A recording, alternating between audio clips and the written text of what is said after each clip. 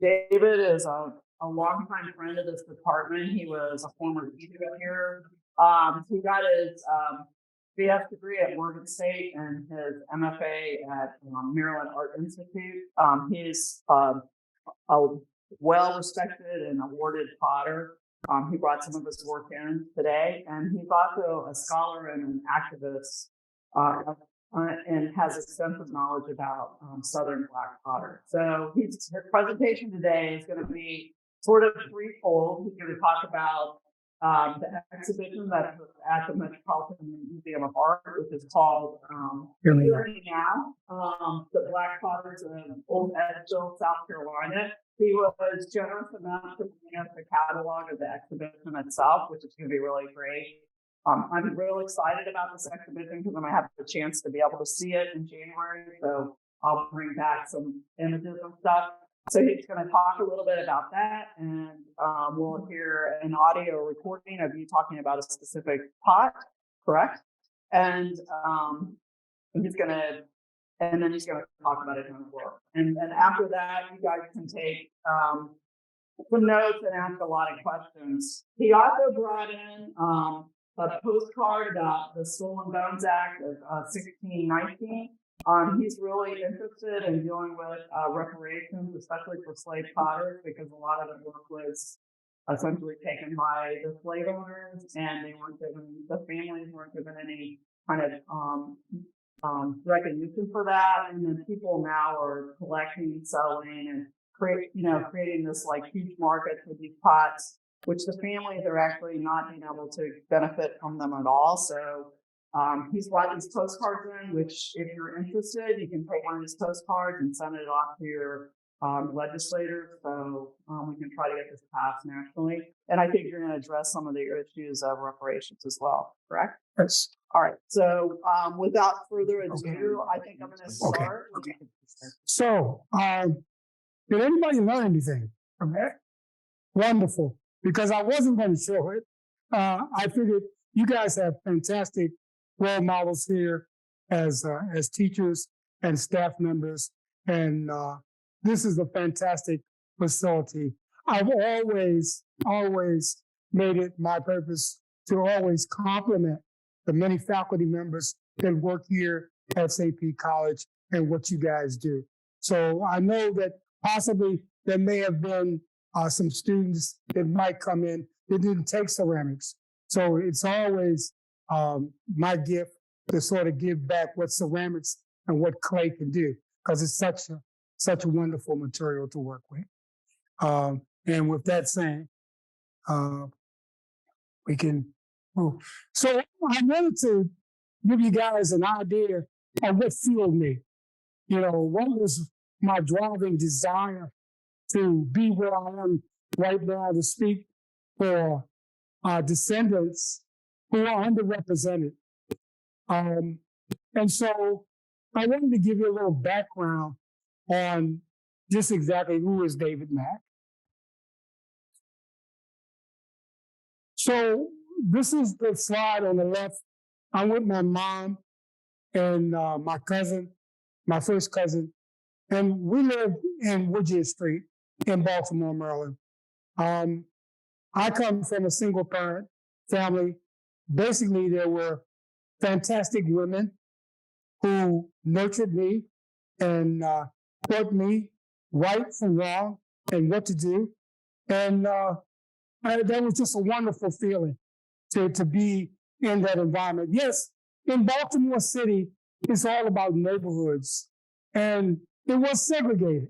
And so I never interacted with any white students or teachers in school.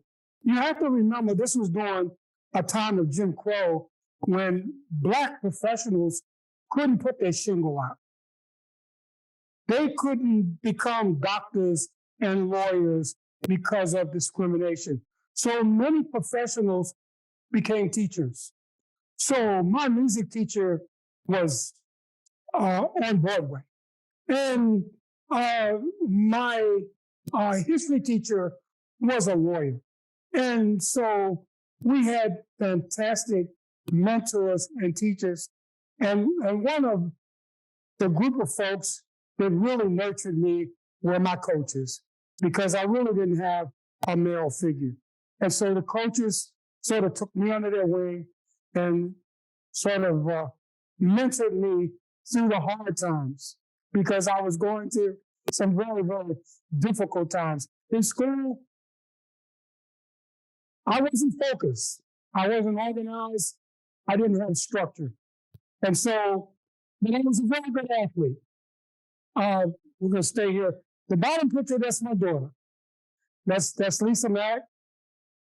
The next picture slide shows her now. She's a performing artist in the Broadway musical Menopause that's at the Luxor in Las Vegas. She is my heartbeat. She is. I'm an only child. She's my only child. And she has really helped me to be a father and to mentor her, even though she wasn't a male and she wasn't involved in athletics, but that didn't matter. Okay, she was a wonderful child growing up, and I was a part of her life growing up as a father, and I'm still a part of her life, and I'm thankful for that. Of course, the lady on the end here is my wife, Linda, who's been with me now for 36 years, and she is my rock and my stone, and without her presence, I wouldn't be sitting here as well. There were three gentlemen that really take me to the next level. The first one was a guy by the name of Howard Johnson, who was a master potter. Now, in high school, I had a great teacher, but she was just a practitioner. She never showed me how to work on the wheel. She would never throw a pot on the wheel, but she would come by with a paring knife, and she would cut my piece in half and show me, this is not right, Mr. Mack. It needs to be consistent. But this guy right here was the first gentleman that I saw work on the wheel. And I was like a sponge at this guy. I mean, he couldn't move anywhere in the classroom without me being over top his shoulders, just watching him work, and his hands. And you know, even today, when you have students in the class that can touch the clay, and it's just magic. But you can touch the clay, oh, it breaks, and it falls, and it crumbles. And there's just certain people that have that kinetic touch to the clay. It's just dynamic. Well, he was one of those guys. And he was my first mentor at Norfolk State. I stayed at that school for 2 years. I was a walk-on the football team.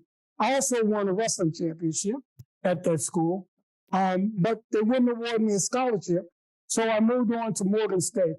Professor Lewis, James Lewis, was an archaeologist, a renowned world-class sculptor, and a technician of detail.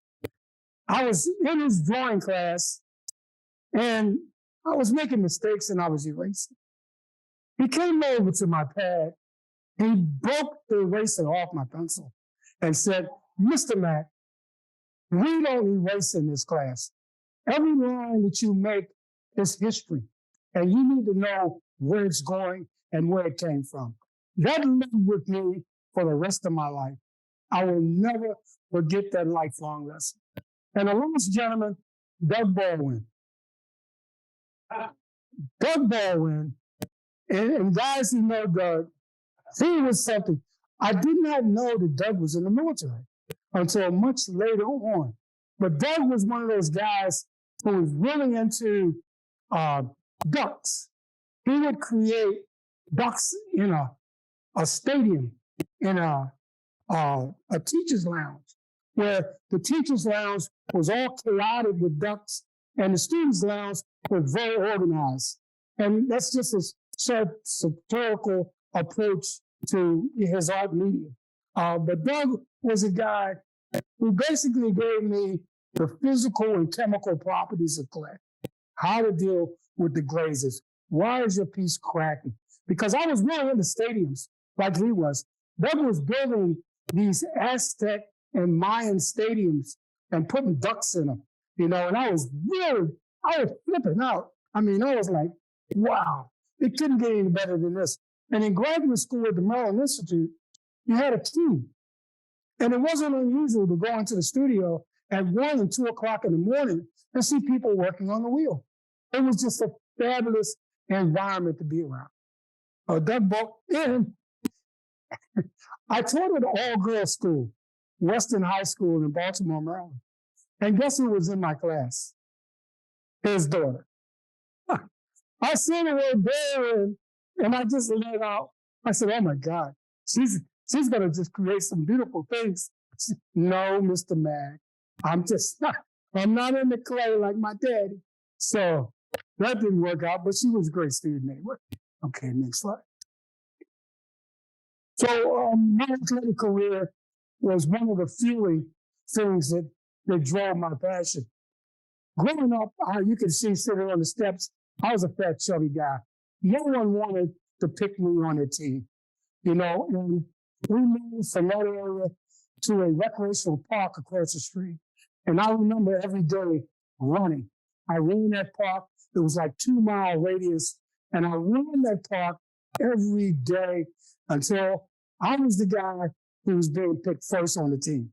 So this is a picture of me winning the wrestling championship at Norfolk State on the bottom left. The high school picture in the middle was the McCormick Award. And by the way, I saw the Raiders watch, but it's the high school watch that I won for kicking a field goal. And I was in a show called the Buddy Dean Show. It was a segregated show in Baltimore where blacks would only attend on Fridays. So, but it wasn't a Friday. And I was invited to the show. So you can imagine, here I am, a whole group of white folks dancing, and I'm in the corner, and Buddy Dean calls me over to interview me, has me to watch, and I would say within 5 minutes, I'm ushered out to a cab, and I'm home. But that's just the culture of Baltimore at that time in the 60s. That's just the way it was. This bottom team was a championship college team that I was on at Morgan State University. So wrestling, track and field, and football have always been a driving force to push me onwards. So when people say, you can't, I'm going to do it. Okay. So as I said before, in college, I was struggling. I was totally struggling in college. And I think the best thing that happened to me, well, I was receiving letters from the NFL. So I kind of thought I was going to get drafted. But I did get drafted. I got drafted by the United States Army in 1966. That was a dark time in my life. But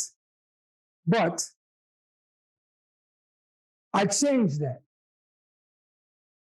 I changed that scenario because I said to myself, okay, if you're going to be here and you're going to be here for 2 years, and there are leadership skills that you can learn, you need to take advantage of it.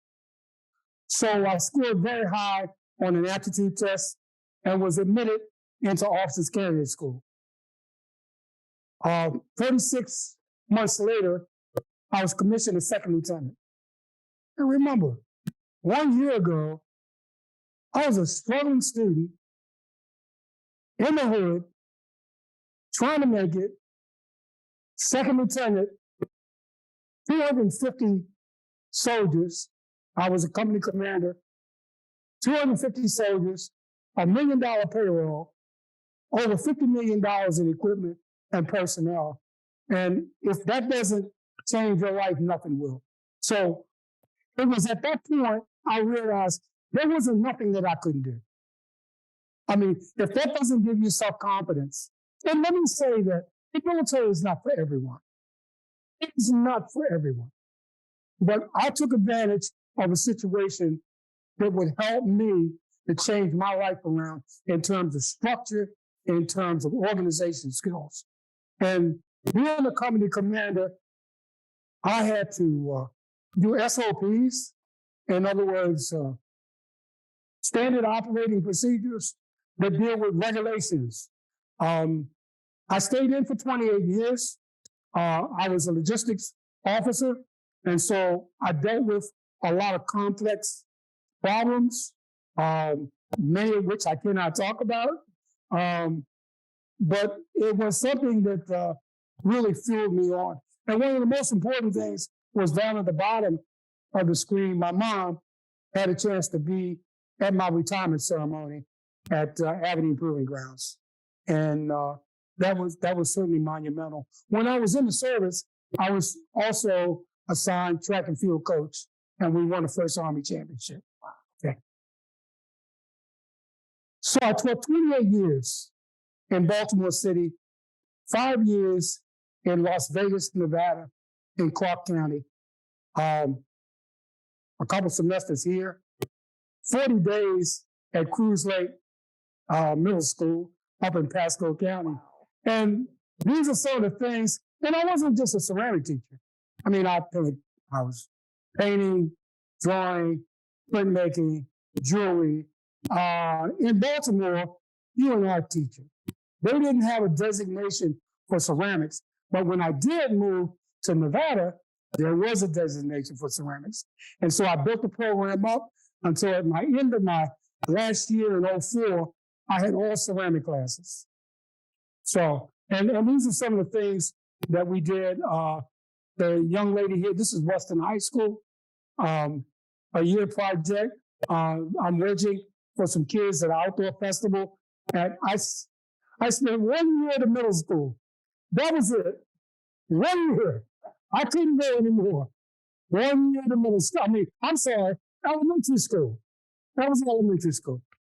Boy, that was challenging because I was so used to being at this level, dealing with higher level skills, and then I'm down here. So I'm checking the internet every day, looking at lesson plans, like how to make ladybugs out of stones and all this kind of stuff, you know.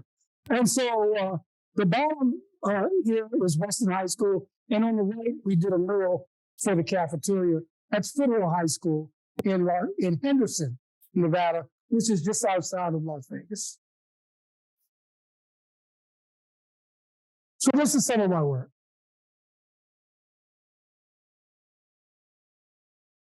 I will stop here and ask any questions.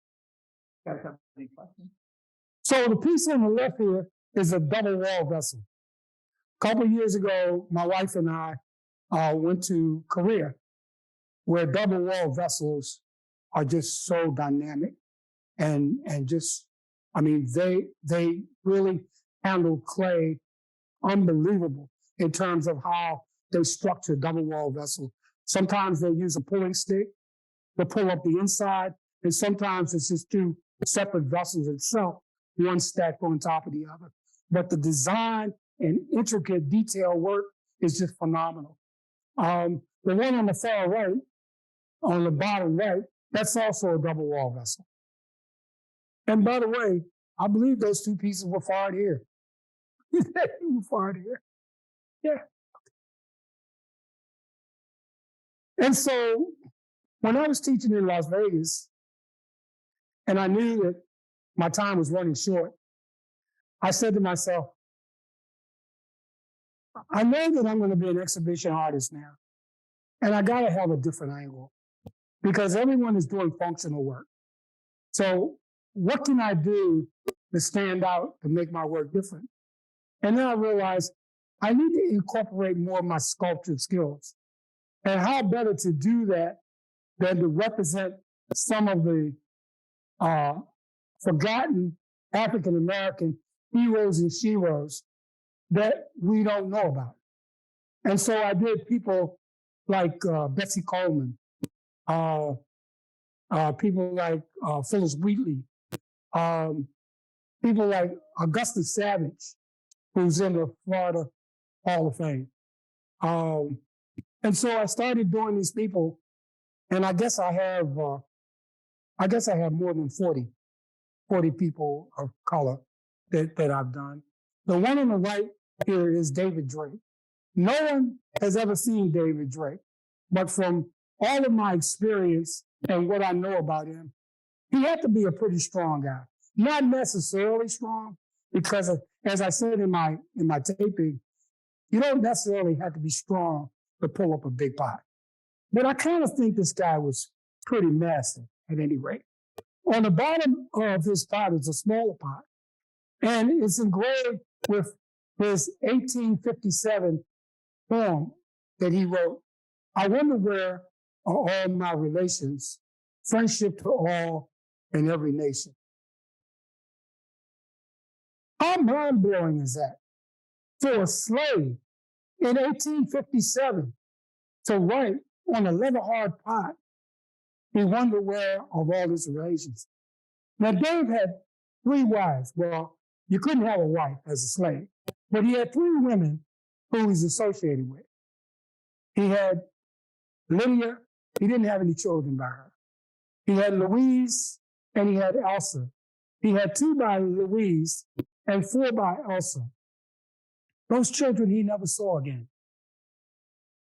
He never saw the lady who bare those children. Okay. And so this is the last part that was done of V.P. Harris and Judge Brown. And I brought that with me today. So it's much better to touch and feel and see a pot than to just to have a slide. Okay, and I wanted to show you guys that. Okay. In 2016, Linda and I saw an article indoctrinating David Drake into the Hall of Fame in South Carolina. We're living here in Springfield.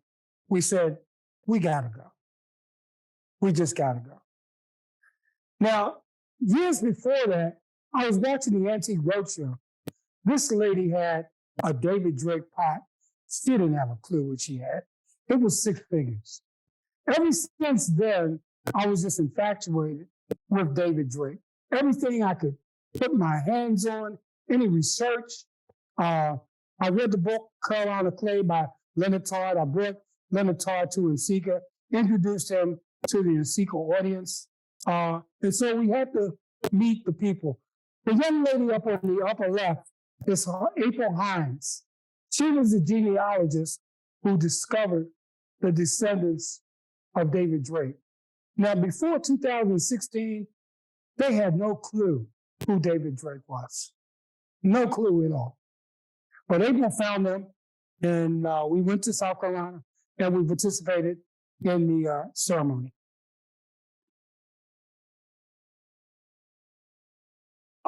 In 2019, I read the story about the Wilson family. And again, we were reading the paper, and they were having a fundraiser, and me and Linda said, all right, here we go. We're off again. So we got on a plane. We went to Seguin, Texas. We visit Sebastopol House in the middle, which is a limestone museum made by slaves. And many of his pots, the pots down on the right, were made by the Wilson family. And they stamped their pots. Now, what made Wilson so unusual was that the Wilsons were slaves under a guy named McKinney, Reverend McKinney Wilson. So after emancipation, they opened up the first pottery business, and it just so happens that they were the first African Americans to have a business in Texas, and that business was pottery. Their pots were extensively distributed all the way to California, and today they are very highly collectible. And in 2020, Ceramic Monthly magazine how many folks are familiar with Ceramic Monthly Magazine? Okay, well, in this article, and you're free to come by and take a look at it. I wrote an article about the Wilsons, about the Wilson Pottery Factory, and they published it in the 2020 edition of Ceramic Monthly Magazine.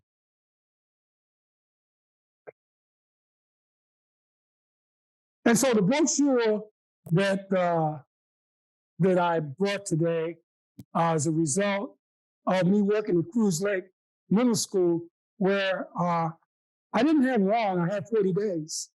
So I had the young ladies in my advanced class make the clipper ship out of clay, and the guys made the skull and crossbones.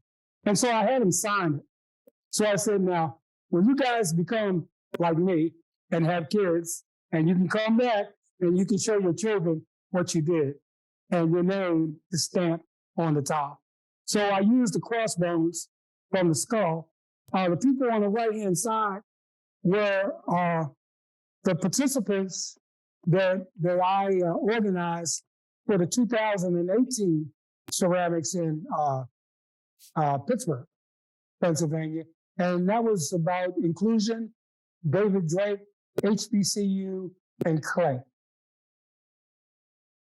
Well, we were there. Yeah, you guys were there. We got to see the talk, and it was great. Okay. And so at this point, I like to play the clip that the museum. To tell you a little bit about the Stolen Bones Act. First of all, it was called the Turner Inheritance Act because Turner was a. There's a lot of controversy out there. Okay. Turner was a 18th century word used for potters. Potters were called turners. And so I wanted to use that word. But I soon realized that this is really not about reparations. You know, it's about giving back something. It's not about us asking for money. It's about returning what was yours. And so what I wanted to do, and by the way, recent David Drake pot sold for, you ready for this? $1.56 million. One pot. One pot. And his descendants received nothing. Nothing at all.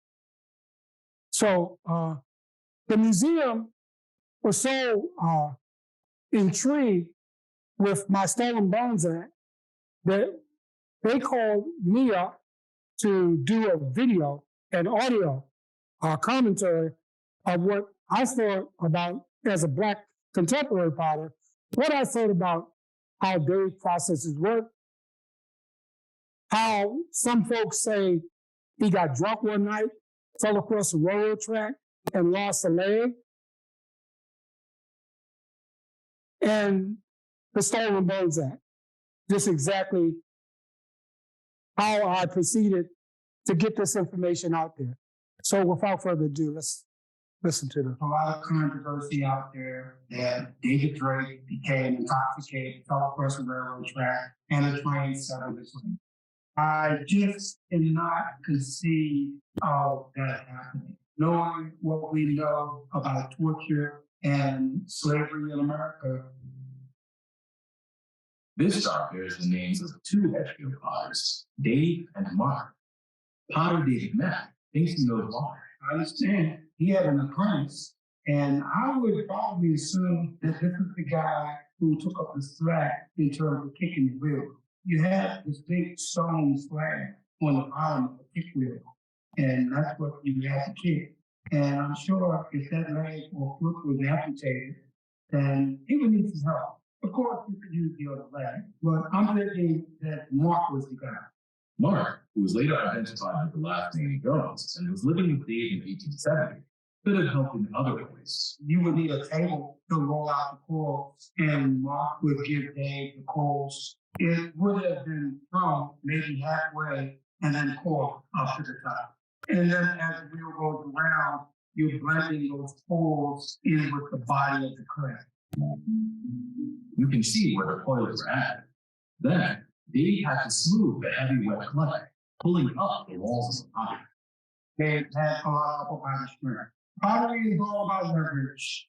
And it doesn't necessarily mean that you have to be strong to pull off a big pot. It helps. It's certainly an advantage. And it takes not just your hands, but it takes your entire body. It takes your back. It takes your legs. You're talking about 40 pounds. That's a lot. Mack has befriended some of the descendants of enslaved Edgefield potters, including a large extended family whose ancestors include Jones and Drake. The descendant families have not benefited from the increasing value of Dave's work. Mack has proposed a reparations bill through which the family would receive a percentage of the sales price at auction. I have personally written to politicians at the highest level, including our president and vice president, senators and congressmen who have supported reparations. So we think that there is a certainly justified cause to have these reparations enacted. Okay. That's it. The Metropolitan really went on a limb to add my comment to this presentation. If you think about it, it doesn't anything but basically hurt their cause, because the museums, the curators, the collectors are all going to be affected by these reparations taking effect. So I personally would like to thank Adrienne Spinoza, who contacted me. She's the lead curator at the Metropolitan Museum of Art. Ethan Lassiter, who is the Boston Museum Fine Arts Director, and Jason Young at the University of Michigan. Those three people came together and said, hey, we got to have this guy on our team. And I really appreciate, their advocacy and their need to bring me in so they could hear my voice as a Black contemporary artist. And that didn't have to happen. But I was certainly grateful that happened. So in doing my research, I came across another reparations bill. It's called the 2016 Holocaust Expropriation Recovery Act, which meant that Holocaust victims were authorized awards to get their artifacts back from Nazi looted recovery work. So I'm saying to myself, if this act can be enacted, why can't the Stolen Bones Act? And so I came up with some common denominators. Race. Was race a factor? You're damn right it was. How about slave labor? Was that a factor? Yes.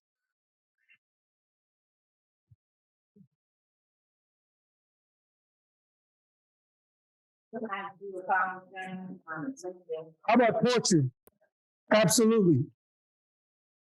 How about a timeline? 200 years, 13 years. How about death and execution? 1.6, 1.4. How about family separation? Absolutely. How about lost wages?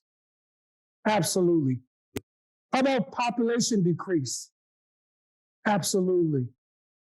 And reparations awarded. Germany and France awarding millions of dollars to Holocaust victims of their artifacts that were stolen. So with that being said, I think we're off to the right track. Any questions? And they did.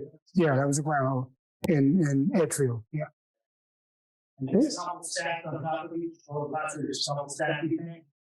Yeah, it was an updraft type of situation. It was updraft. Well, I certainly appreciate you guys inviting me, and thank you so much for listening to my presentation. Thank you. Well, guys, some of you guys know this, but Mackenzie and Jonathan and I have known David for quite a few years. He's been a great friend to this department. He donated a piece of pottery that we find very, it was just a real honor to have this pot that's an anonymous slave potter. And when he came in here, he also donated the catalog for Here We Now from the Metropolitan Museum of Art, which is a really great resource for you guys to check out. With clean hands. And I just thank you so much for coming because I think these are really important topics that you're talking about. I hope all of you guys become more aware about artists of color and the history of the United States in terms of pottery production. And so I just wanted to thank you, David, for coming. And also the lovely women. Thank you. Thank you. Thank you so much. Thank you. Any questions? Anyone? Oh, yes, sir.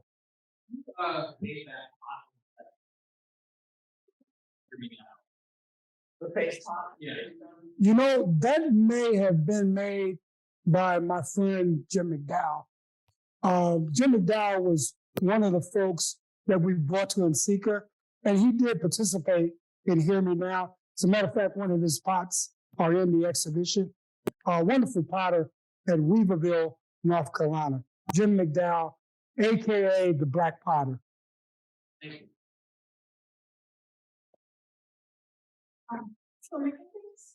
Say again? Well, yeah, I bought this last piece in that I did. Yeah. On your heritage jars, the face is very prominent. There's a David Drake on the extra pot. Can you talk about the little arms? I've always wondered about this, and I've never asked you. That's a good question, Jonathan. I've never really put much. I think, I guess it has to do with space because you're kind of limited with space. And I wanted to show the girth of his body more so than the arms. And then this piece was done here, and it was certified.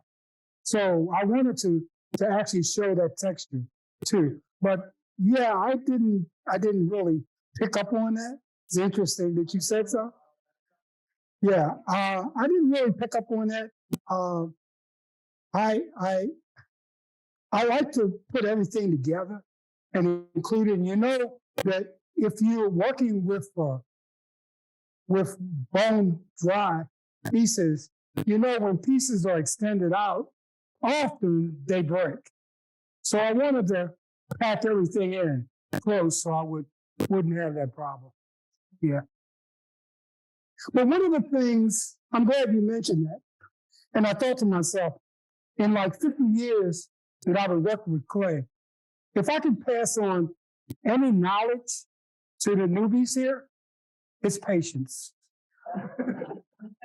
It is patience. Let the clay be clay. Understand the properties when it's leather hard, when it's bone dry, and know what you can do and what you can't do under those circumstances. But once you realize that you're going to be one with the clay, okay, holistic with the clay, everything works. You have those magical hands that your classmate next to you have those magical hands that touches the clay and just magic, it just appears. You'll have that. You'll have that. And it took me 1 year to center. It took me 2 years to pull. So don't feel bad. But I've seen students and I've had students. I've taught students how to pull a piece up in a couple of weeks. It just depends on your touch and how you treat the clay. Any other questions? Yes, ma'am.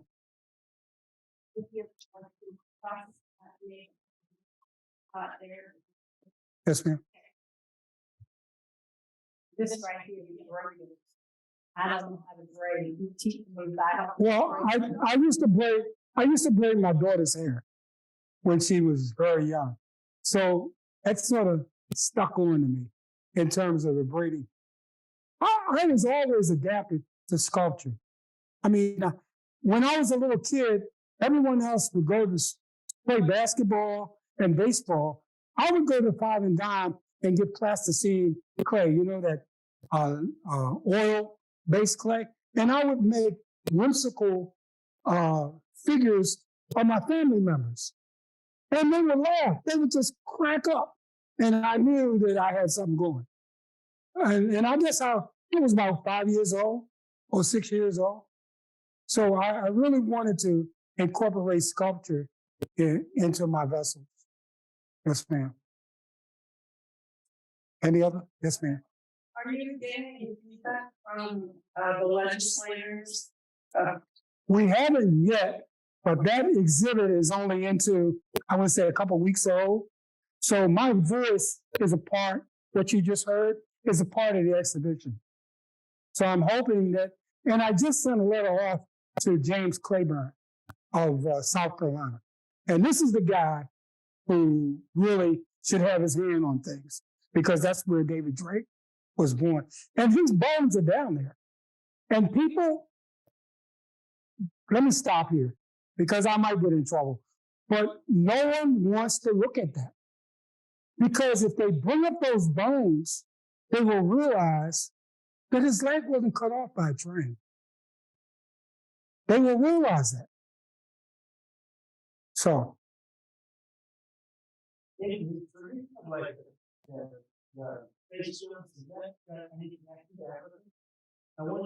It does. McDowell always told me it was a way of making grave markers.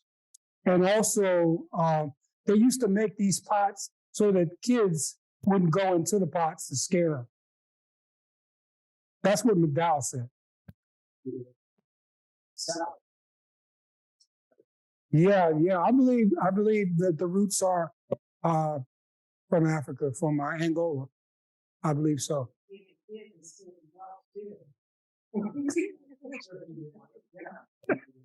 Yeah.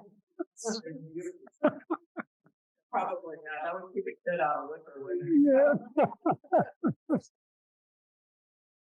So, but I'm reading a book now about an African American potter who was 100 years before David Drake. And he was free. His name was Thomas Comerow. And he worked in Manhattan, in New York. So if you can gather any information about that, for a long time they thought he was German because of the elaborate motif designs and the cobalt glaze on his pots are typical of German pottery. But they found out that he wasn't. He was an African American. He was born a slave, but he was manumitted. He earned his freedom. Comerow, Commerau, Comerow, Thomas. Crocker Farms has got a wonderful book out about him. Crocker Farms, Thomas Comerow.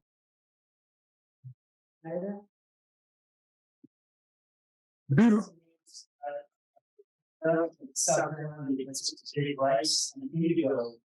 And an indigo is the Africans who worked with indigo for many years. So that they thought that was a crop that was the Africans who wanted to renew with that working that and were able to, to start the production. Yeah. Indigo is a big in South Carolina. They produce a lot of indigo there. And I read a big catch up and the Africans have been working that for generation. Right. Well, it was always thought that the Spanish invented the lost wax method, but that isn't true because we found masks from Benin 5,000 years before the birth of Christ. You know? The first metallurgy is actually in Central Africa. They found the first furnaces in like Cameroon area. Right. So Benin, Africa. bronze were predated bronze everywhere else in the world. Mm-hmm. Well, again, thank you very much for inviting me. Thank you.